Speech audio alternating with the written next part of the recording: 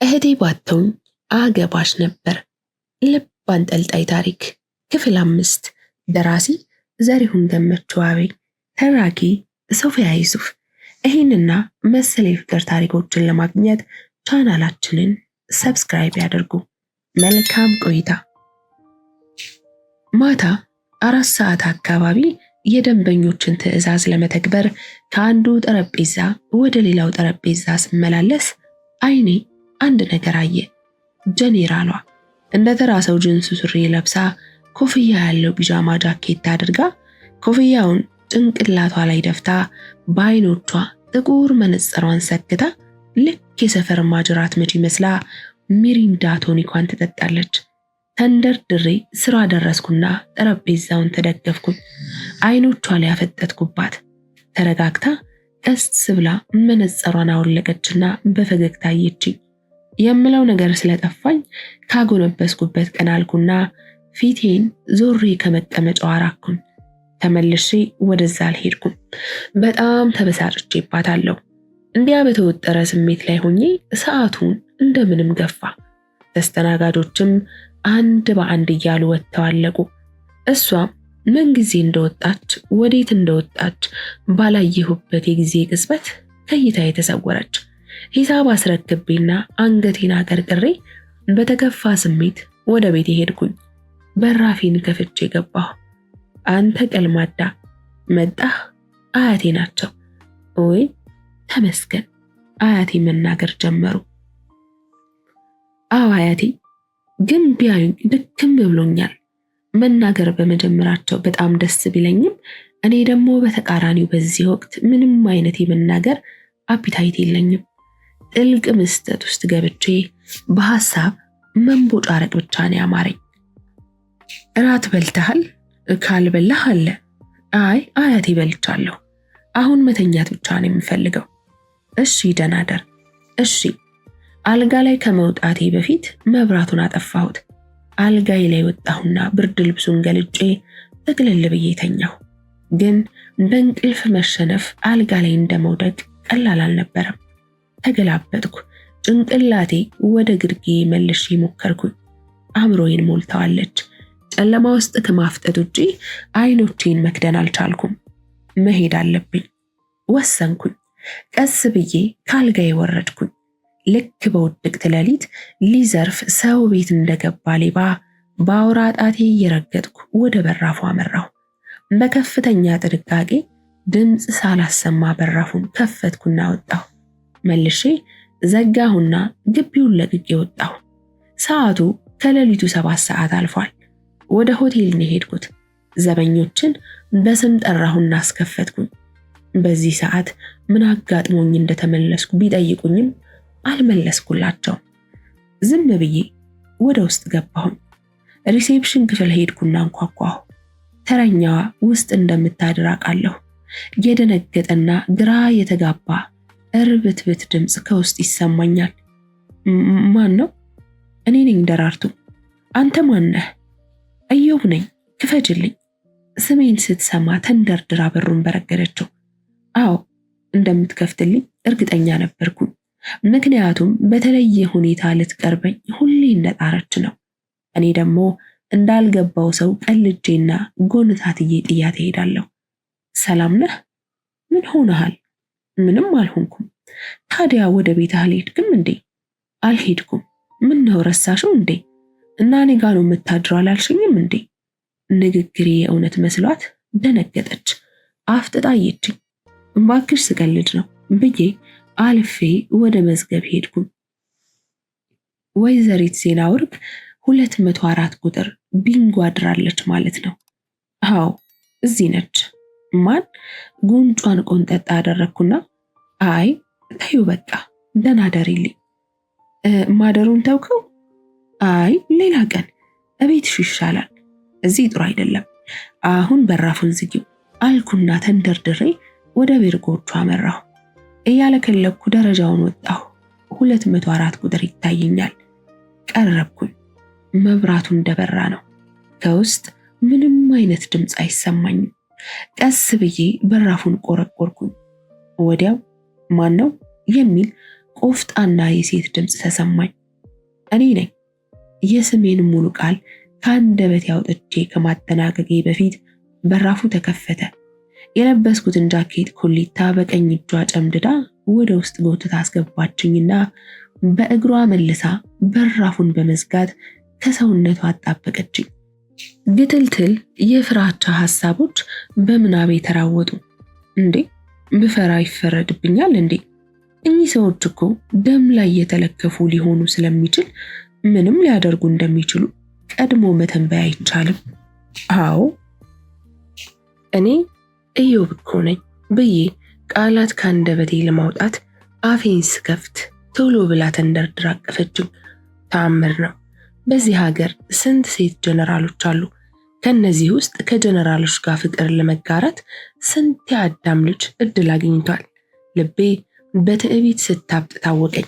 እጄን በወገቧ ዙሪያ ጠምጥሜ ይበልጥ ወደ ሰውነት ያጣበቅኳት። ብስጭቴ ሁሉ ከጭንቅላቴ እየተነነ አየሩን ሲሞላ ታየኝ። ውስጤ ተንፈቅፍቆ መሳቅ ጀምሯል። ብቻ በአንድ እጇ ብቻ ወገቤን ይዛ ወደ ላይ አንጠለጠለችኝና አልጋው ላይ ወረወረችኝ። ወይኔ ዛሬ በቃ እስከ መጨረሻው ነው። ቆይ እሺ ልብሴን ላውልቅ ብዬ ልነሳ ስል ግንባሬ ላይ ሽጉጥ ደቅናለች። መልሼ በድንጋጤ በመደንዘዝ አልጋው ላይ ተዘረርኩኝ።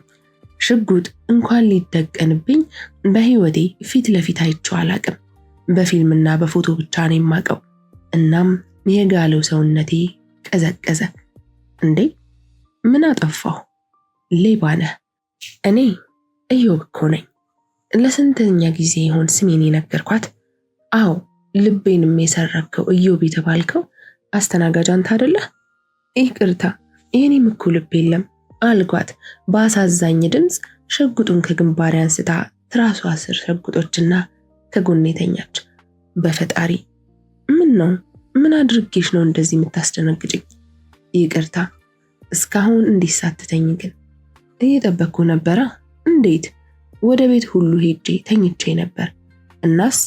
እናማ እንቅልፍ አልወስድም ሲለኝ ተመልሼ መጣሁ። መጀመሪያ ለምን ሄድክ? አኩርፈኸኝ ነበር አይደለም? አዎ በጣም ነበር የተበሳጨውብሽ። ደግሞ ዛሬ ነው ያየሁት። ወታደር መሆንሽን ብትነግሪ ምን አለበት? ለዛም ጀነራል። ምን ይጠቅምሃል? እኔ ከአንተ ጋር እየተገናኘሁ ያለሁት ጀነራል ሆኜ ሳይሆን ዜና ወርቅን ብቻ ሆኜ ነው። ኧረ ተይ በእናትሽ። ከቀድሞውንም አውቄ ቢሆን ልቤን መች እንዲህ አዝረከረካት ነበር። ምን ወታደር አይመችህም እንዴ? ኧረ እንደዛ ማለት አይደለም፣ ግን ይከብዳል። በተለይ ላንቺ የሚከብድ ይመስለኛል። አለ አይደለ? እኔ እንጃ ብቻ ለማለት የፈለግከው ገብቶኛል። ግን አታስብ፣ በቅርብ ጡረታ ልወጣ ነው። ጡረታ? ምን ነው በዚህ እድሜሽ?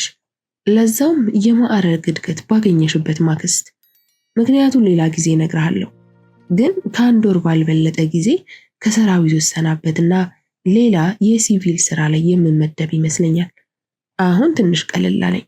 መቼስ ጡረታ ከወጣሽ በኋላ ችላ አትይኝም አይደለ? አይ አልልህም፣ ግን አንድ ልደብቅህ የማልፈልገው ነገር አለ። ስለ ጀነራሉ ፍቅረኛዋ የሆነ ነገር ልትለኝ ነው ብዬ በታፈነ ስሜት ምን ስል ጠይኳት። አንተን በተመለከተ በጣም የተወዛገበ ስሜት ነው የሚሰማኝ። የሆነ ድሮ የማውቀው የጠፋ ዘመዴ ወይም ወንድሜ ነው የምትመስለኝ ብላኝ ረፍ። ባክሽ አትቀልጂ። ይሄ ደግሞ ምን ማለት ነው? እኔ እንጃ። ሁልጊዜ ላገኘህና ላቅፍህ እፈልጋለሁ። አግኝቼ ሳቅፍህ ደግሞ ታናሽ ወንድምሽ እኮ ነው የሚል ስሜት ይተናነቀኛል። ምን ነው የጠፋ ወንድም ነበረሽ እንዴ? ኧረ በፍጹም። እኔ ምንም የጠፋ ያልጠፋ ወንድም ኖሮኝ አያውቅም። ኮስተር ብዬ ተዩ በቃ። ይህ እህት ነገር አጣ ክፍል አይደለም። ለጊዜው ጓደኞች ከሆነን ይበቃል አልኳት። ውስጤ ግን ምንም አይነት ከሷ ጋር ጓደኛ የመሆን ጉጉት የለውም። በተረጋጋ አንደበት እንደዛ ከሆነ እንተኛ አለችኝ። ደስ ይለኛል አልኳት። እሺ ብላ አልጋው ላይ ቆመች። በማግስቱ ማታ ከምሽቱ 5 ሰዓት ከስራ መልስ ነው። አልጋዬ ላይ ወጥቼ ከብርድ ልብሴ ስር ገብቼ ስለነበር ስልኬን ካስቀመጥኩበት አነሳሁና ተንጠራርቼ መብራቱን አጠፋሁ። ብርድ ልብሱን ተከናነብኩና ሞባይሌን ከፈትኩ። ቅድም ልጄ ተአምር ልካልኝ የነበረው ቴሌግራምን ከፈትኩኝ። እናቷ ስለኔ የጻፈችው ቀጣይ ጽሑፍ ነው። የእሷን ጽሑፍ ማንበብ የቡና ሱስ ነው የሆነብኝ። ተመቻችቼ ማንበቤን ቀጠልኩኝ። ግንቦት 16 2000 ዓመተ ምህረት ኢዮቤ ከእህቶቼ በላይ ነው የማቀርበው፣ ከእህቶቼም በላይ ነው የምወደው። እሱ ለኔ ሚስጥር ተጋሪዬ ነው። እሱ ለኔ የትምህርት ቤት ጓደኛዬም ነው። እርቃኔን እህቶቼ ፊት ስቆም ሰውነቴን ይበላኛል። ኢዮቤ ፊት ግን ስሆን የራሴን ሰውነት በራሴ አይን እያየሁኝ ነው የሚመስለኝ። ለምን እንደዛ ሆነ? ለኔም ግራ ይገባኛል። ለምሳሌ ልብስ ለእህቶቼ ተገዝቶ ለኔ ባይገዛ ችግር የለውም። ለኔ ተገዝቶ ለሱ ላይ ይገዛ ግን አይችልም። በቃ ያንን ልብስ በምንም አይነት አልለብሰውም። እሱም እንደዛ ነው። አንዳንዴ የሙት ልጅ ነው በሚል ስሌትም ብቻ ምክንያት አላውቅም ለሱ ለብቻው ልብስ ይገዛለታል። እሺ ይልና አጣጥፎ ያስቀምጠዋል። ለኔ እስኪገዛልኝ 6 ወርም ቢፈጅ አይለብሳትም። ከዛ በቤተሰብ ሁሉ ተለመደና ለሁለታችንም መግዛት እስኪችሉ ነጥለው መግዛት አቆሙ። ከኢዮቤ ጋር እድሜያችንም ተቀራራቢ በመሆኑ ክፍላችንም አንድ ነው። የምንቀመጠውም አንድ መቀመጫ ላይ ነው። ያው ግን ለትምህርት የምንሰጠው ትኩረት በጣም የተለያየ ነው። ኢዮቤ ከአንደኛ ክፍል አንስቶ እስከ መጨረሻው አንደኛ ወይም ሁለተኛ ነው የሚወጣው። ተሳስቶ እንኳ 3ኛ መውጣቱን አላስታውስም። ብዙ አያጠናም። ክፍል ውስጥ አስተማሪ የሚያስተምረውን በጽሞና ያዳምጣል። የቤት ስራም ሳይረሳ ይሰራል። ፈተና ሲቃረብ ያጠናል። በቃ እኔን ግን ተውኝ። አንድ ቤት እየኖራችሁ፣ አንድ ክፍል እየተማራችሁ፣ አንድ አስተማሪ እያስተማራችሁ ይሄ ሁሉ ልዩነት ምንድን ነው? የአባቴ የዘወትር ጥያቄ ነበር። ቆይ አንድ ክፍል አይደል እንዴ የምትማሩት? ለምን አብራችሁ አታጠኑ? አባቴ ይጠይቀዋል። ጋሼ አብረን ነው የምናጠናው፣ ግን እሺ አትለኝም። እያጠናን ትተኛለች ወይም ደግሞ ትረብሻለች። ምንም ጥፋት ባጠፋ አንገቱ ይቀነጠሳል እንጂ እኔን ለማንም አሳልፎ አይሰጠኝም። ትምህርትን በተመለከተ ግን ለማየም ሆነ ለአባቴ ሁሌ እንዳቃጠረብኝና እንዳስቆጣኝ ነው። እኔ ግን ምንም መሻሻል የማሳይ ሰው አይደለሁም። ደግሞ የሚገርመው በፈተና ቀን እንደምንም ብሎ ከኔ ርቆ ለመቀመጥ ነው ጥረቱ። እንደምንም ተጣብቄበት ከጎኑ ብቀመጥ እንኳ ለሌሎች ልጆች ሲያስኮርጅ እኔ ብረግጠው ብጎነትለው እንደው ተሳስቶ አንድ ጥያቄ አያቀምሰኝም። አንዳንድ ጊዜ የሚገርመው ከሱ ከምኮርጅ ልጆችን ለምኜ ኮርጃለሁ። ከዛ ስንወጣ ኩርፏለሁ። ሲያናግረኝ እምባዬ እርግፍ ይላል። አሁን እንዲህ ተጨንቆ ከማልቀስ በክብርና አጥና እያልኩ ስለምንሽ ብታጠኛ አይሻልም ነበረ? አላጠናም። እኔ እኮ ክፋትህ ነው የሚያበሳጨኝ። ከኔ ከልክለህ ለነሱ ማስኮረጅህ። ከአንቺ እነሱ ይበልጡብኛል ማለትህ ነው? እንደ ትልቅ ሰው ደረቱን ነፍቶ አይ ለማለት የፈለግኩት ከነሱ ጋር በፍጹም አትወዳደሪም ነው። እነሱ ደነዝ ሆኑ፣ ሌባ ሆኑ፣ ከፈለጉም ማጅራት መቼ አያገባኝም። እህቴን በተመለከተ ግን ጉዳዩ ይለያል። ከአሁኑ ኩረጃ ለመድሽ ማለት ነገ ስታድጊ ሌባ፣ አጭበርባሪና ሙሰኛ የመሆን እድልሽ ከፍተኛ ነው። እንደዛ እንዲሆን ደግሞ ፈጽሞ አልፈቅድም ይለኛል። ሙሰኛ ማለት ደግሞ ምን ማለት ነው? የማላውቀውን የፖለቲከኞች ቃል ትርጉም እንዲያብራራልኝ እጠይቀዋለሁ። የተሰጠንን ኃላፊነት ተገን አድርጎ ከሀብታሙም ከድሃውም የማይገባውን ገንዘብ ወይም መማለጃ የሚቀበል ሰው ማለት ነው። ይህንን የሚያስረዳኝ 6ኛ ክፍል ሆነን ነው። ከዛ በወሬው መደምደም ብቻ ሳይሆን በማብራሪያው እኮራበታለሁ። ንዴቴ ይጠፋና ስቅለታለሁ። ሁሉን እረሳለትና እላፋው ጀምራለሁ። ከዛ በማግስቱ ነይ በይና አጥና ይለኛል። እሺ ብዬ ጎኑ እቀመጣለሁ። ወዲያው ግን የተለመደው መሰላቸት ውስጥ እገባለሁ። ይበሳጭብኛል። በቃ መጨረሻሽ የቤት እመቤትና ልጅ አሳዳጊ ሆኖ መቅረት ነው ይለኛል። የወደፊቱን የምትወስነው አንተ ማን ስለሆንክ ነው?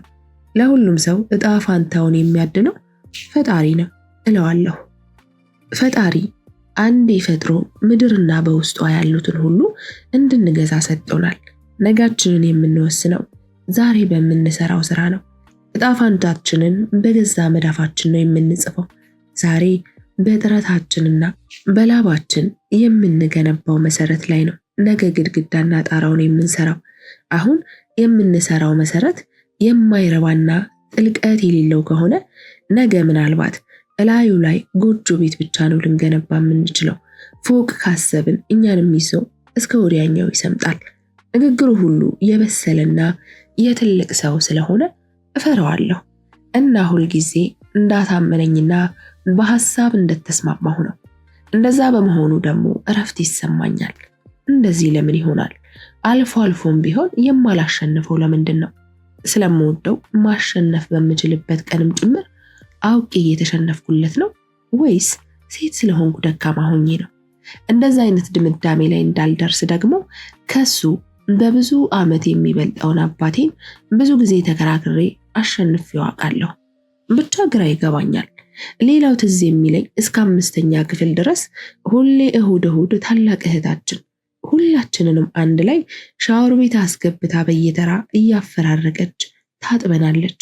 እሷን እያበሳጨንና እያስጮህናት እርስ በርስ እንጎናታትላለን። እርስ በርስ ውሃ እንረጫጫለን። እህቴ አውቃም ይሁን ወይንም ደግሞ ከኔ በላይ ስለምትወደው አላቅም እኔን ለማሸት ከምታጠፋው ጊዜ በላይ እሱ ላይ የምታጠፋው ጊዜ ይበልጣል። ታጥበን ጨርሰን የለበስነውን ፓንት አውልቀን ፎጣ ከለበስን በኋላ እኔ ፓንቴን አጥቤ እዛው አስጥቼ መውጣት ግዴታ አለብኝ። እሱ ግን አውልቆ ወለል ላይ ጥሎ መውጣት ነው የሚጠበቅበት። ከዛም እህቴ በስነ ስርዓት አጥባ ታሰጣለታለች። ብዙውን ጊዜ ከንክኖኝ ለምን ብዬ ጠይቄ ነበረ። ደግሞ ከሱ ልትፎካከሪ ነው? ሴት እኮ ነሽ። ከአሁኑ እንደዚህ አይነት ስራዎችን በራስሽ መስራት መማር አለብሽ እባላለሁ። ቅሬታዬን ለእናቴ ሳቀርብላት የኔ ጎረምሳ በይ ሰው እንዳይሰማሽ ብላ ኩም ታደርገኛለች። ለኔ ግን መልሳቸውም ድርጊታቸውም መቼም ተወጦልኝ አያውቅም። ከዛ እልክ ያዘኝና ልብስ ማጠብን በፍቅር አደርገው ጀመር። ከ5ኛ ክፍል ጀምሮ የራሴን ልብስ ሆነ ሰውነት በራሴ መከወኑን ኃላፊነት ሙሉ በሙሉ ተረከብ። 6ኛ ክፍል ስንደርስ የእዮብንም ልብሶች እኔ ነኝ የማጥበው ብዬ አጥብለት ጀመር። እህቶቼ እጅ ሊሰጡ አልቻሉም። ቢሆንም እየተናጠቅኩም ቢሆን የተወሰነውን ልብሶቹን ከልብሴ ጋር እየደባለቅኩ ማጠብ ጀመርኩኝ። እንደዛ ማድረግ በመቻሌ አቤት የተሰማኝ ኩራት። እዮቤ የወደፊቱን እንዴት እንደሚሆን አላውቅም እንጂ ዩኒቨርሲቲ እስኪገባ አንድ ቀን ካልሲና ፓንቱን እንኳ አጥቦ አያውቅም ነበር። እኔና ሁለቱ እህቶቼ እየተሻማንና እየተናጠቅን እናጥብለታለን። በዚህ ሁኔታ ጠቅመነው ይሁን ጎድተነው ወደፊት ጊዜ ነው የሚታወቀው። አንብቤ ጨረስኩ። እሷ ግን በጣም ናፈቀች። ሕፃንና ቀጫጫ ሆና እርቃኗን ፊቴ ከወዲህ ወዲያ ስትቅበጠበጥ አዘናግቼ በእጄ መዳፌ ጧ አድርጌ ሳስደነግጣት ሳስለቅሳት ትዝ አለኝና ፈገግ አልኩኝ። እያንዳንዱን ጽሑፎችን ባነበብኩ ቁጥር አልቄ ጥልቅ ልቤ ውስጥ የሸሸኳቸውን ትዝታዎችን ይቀሰቅሱብኝና ጥዝጣዜው በነሐሴ ወር እንደተነሳ ኃይለኛ የጥርስ በሽታ እየነዘነዘ የምገባበት ያሳጠኛል። ትዝታው ብቻ አይደለም ናፍቆቴንም ነው የሚቀሰቅስብኝ። በተለይ በዚሁ ከቀጠልሽ ወደፊት የቤትና እመቤት ልጆች አሳዳጊ ሆነሽ ነው የምትቀሪው ብዬ የጎረርኩባት አሁን ባለንበት ሁኔታ ስንመዝነው ማን ትክክል እንደሆነ እዩት።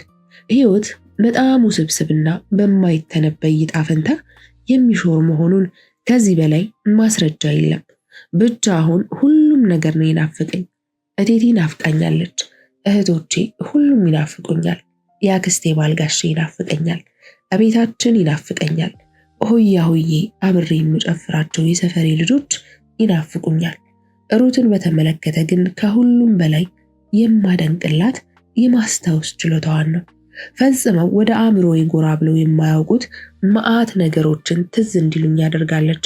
ታሪኩን ከስር ከስር በተከወነበት ጊዜ ጽፋው ቢሆን እሺ። አሁን ግን እሷም አግብታ ከወለደች እኔም ዩኒቨርሲቲ ከገባሁ በኋላ መሆኑ የሚገርም ነው። ስልኬን አስቀመጥኩና ኩርምት ብዬ ተኛሁ። እንቅልፍ ግን በቀላሉ ሊወስደኝ አልቻለም። ለ12 ዓመት እኮ እሷን አቅፌ ነበር የተኛሁት። ዛሬ ግን ይሄው ራሴን አቅፌ ተኝቻለሁ። እንደተለመደው ከሳምንት በኋላ ወደ ሆቴል መታ እኔም ስራዬን ስሰራ እሷም ስትዝናና አምሽተን እኩለ ሌሊት ላይ ተያይዘን ወደ ተከራየችው ሆቴል በመግባት ተቃቅፈን ተኝተን እያወራን ነው። እንዴት እንደሆነ አላቅም። ወሬው ደግሞ እንደ ወትሮ ፍቅር ፍቅር የሚሸት ሳይሆን ኮምጠጥ ያለ ሀገራዊ ጉዳይ ነው። ዛሬ እንኳ እሷን የሚመጥናትን ጨዋታ ልጫወት ብዬ መሰለኝ በገዛ ጥያቄ ውስብስብ ወሬ ውስጥ እንደገባን መንገዱን የከፈትኩት። መቼስ ወታደር ነሽ፣ ለዛውም ባለ ትልቅ ማዕረግ። የሀገሪቱን ችግር ለማከም ከመከራዋ እንድትወጣ ለማገዝ በደምና በላብ ዋጋ ከፍለሻል። ግን አሁን ስታስብ መስዋዕትነቴ ባክኗል፣ ደሜም ያለ ውጤት ፈሷል ብለሽ ታስቢያለሽ ስል ጠየኳት። እስኪ ምን የሚሉት ጥያቄ ነው? ይህንን ጥያቄ አንድን የተከበረች ጀነራል ስጠይቅ የሀገሪቱ ደህንነት ቢሮ ጆሮ ቢገባ የትኛው ተቃዋሚ አካል ነው አስርጎ ያስገባህ ብሎ ቢያፍነኝ ይፈረድበታል? እሷ ግን ተረጋግታ መመለስ ጀመረች። ፈጽሞ አላስብም።